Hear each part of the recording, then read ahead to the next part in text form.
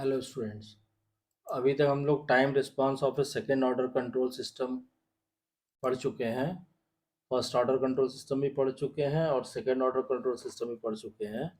अब उसमें आज हम लोग जो बात करेंगे कि मान लीजिए अगर और हायर ऑर्डर का कंट्रोल सिस्टम हमारे पास है तो उसका टाइम रिस्पांस हम कैसे निकालेंगे। So today we will discuss about the time response of higher order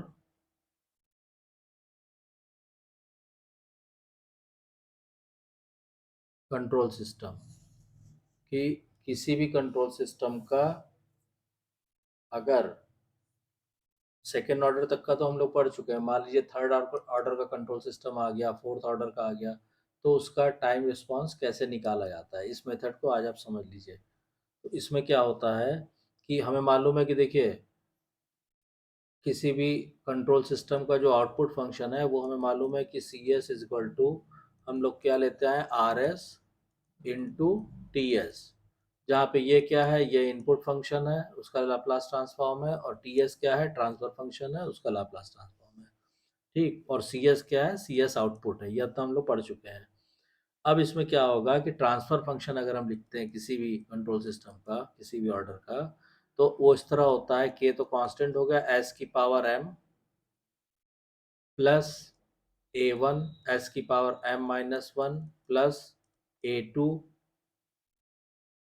S की power M minus two plus up to ये जाता है आपका A M is the constant तक, और डिवाइडेड बाई डिनोमिनेटर में हम लिखेंगे तो ये आ जाएगा एस की power N plus B one S की power N minus one plus B two S की power N minus two up to ये जाएगा आपका बी एन तक। ठीक है, तो अब इसमें क्या होगा कि इस अगर इस ट्रांसफर फंक्शन को हम रख देंगे तो C S is equal to कितना हो जाएगा, C S is equal to हो जाएगा R S into K of S M plus A one S की power M minus one plus A two S की power M minus two up to A M तक, और divided by ये हो जाएगा आपका एस की power N plus B one S की power N minus one plus B two S की power N minus two up to B N तक जाएगा। ठीक है, अब इसमें क्या करेंगे, अगर हम पार्शियल फ्रैक्शन करेंगे तो हमें क्या करना होगा, इसमें हम लिखेंगे apply Heaviside's partial fraction. Heaviside's partial fraction का जो मेथड है वो हम अप्लाई करेंगे। Partial fraction to obtain the partial fraction of the function, to obtain the partial fraction Heaviside expansion method हम यूज करेंगे। तो इसमें क्या हो जाएगा, तो सी एस इजल टू हमारा आ जाएगा, सी एस इजल टू हो जाएगा K one upon S plus P one plus K two upon S plus P two plus ऐसे ही जाएंगे तो लास्ट में आ जाएगा K N upon S plus P N. इस तरह ये एक्सपेंड होगा पार्शियल फ्रैक्शन करने के लिए। अब उसके बाद क्या होगा कि for time response take inverse Laplace of each point.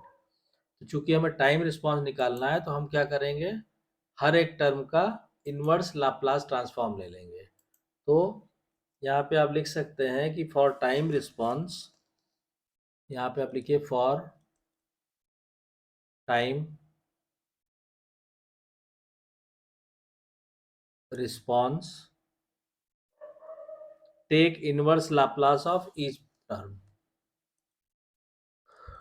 Take inverse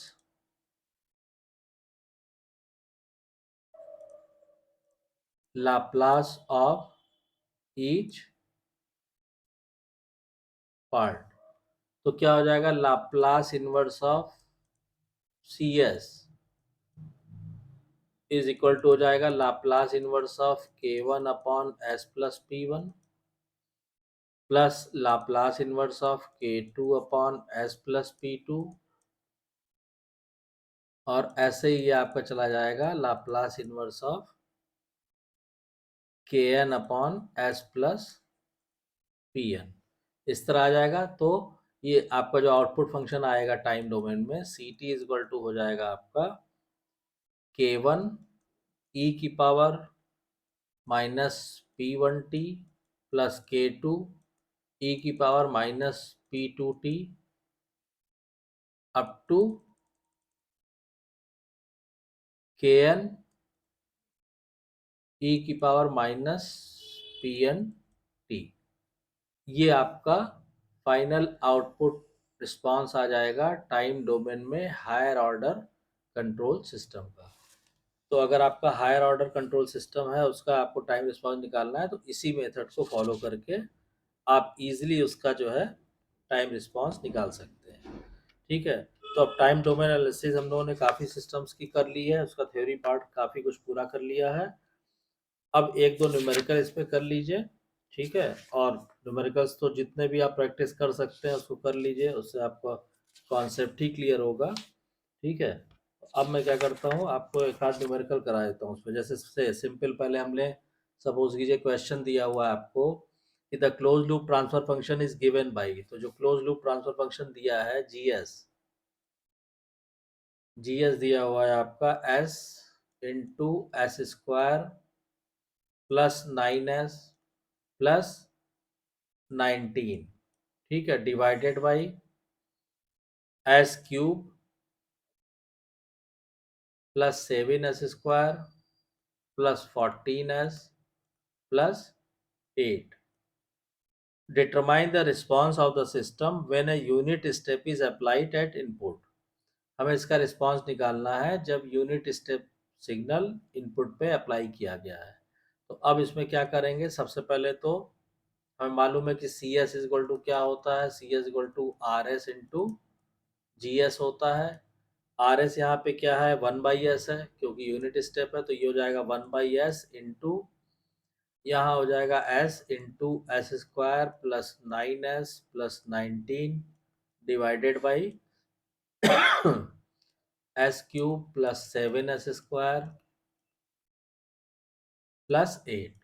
S से एस कैंसिल हो जाएगा, ये आ जाएगा आपका S square plus 9s plus 19 divided by S cube plus 7s square plus 14s plus 8, ये आ जाएगा। अब इसमें हम क्या करेंगे, इसको पार्शियल फ्रैक्शन से इक्वेशन को ब्रेक कर देंगे। ठीक है, तो जब आप पार्शियल फ्रैक्शन से इसको ब्रेक करेंगे तो यहाँ पे आप लिख सकते हैं by partial fraction, by partial fraction, ये क्या आ जाएगा, ये आ जाएगा C S is equal to 11/3s+1 minus 5/2s+2 minus 1/6s+4, ये आ जाएगा। अब क्या करेंगे, इसका इनवर्स लाप्लास लेंगे, तो यहाँ पे by taking inverse Laplace transform of each term, तो ये हो जाएगा हमारा C T is equal to आ जाएगा सीधा सीधा 11/3 ई की power minus T minus 5/2 E की पावर माइनस 2t माइनस 1/6 ई की पावर माइनस 4t। ये फाइनल आंसर आ जाएगा हमारा सिस्टम का टाइम डोमेन में रिस्पॉन्स। तो इस तरह से और भी क्वेश्चन आप कर सकते हैं, मेथड सेम ही रहेगा। और कोई डाउट्स है, जो भी आपने पीछे थ्योरी के लेक्चर वगैरह किए हुए हैं या आज का लेक्चर है, या कोई चीज़ control first order second order control system में ना क्लियर हुई हो, तो आप कमेंट लाइन में कमेंट करके लिखिएगा, ठीक है, उसका सोल्यूशन देखते हैं। और अगर आपको वीडियो कंटेंट पसंद आ रहा है तो प्लीज़ वीडियो को शेयर कीजिए, लाइक कीजिए, चैनल को सब्सक्राइब कीजिए और नोटिफिकेशन बेल को ऑन कर दीजिए ताकि जब भी नेक्स्ट वीडियो चैनल पे डाली जाए उसकी इन्फॉर्मेशन आपको तुरंत मिल जाए। Thank you.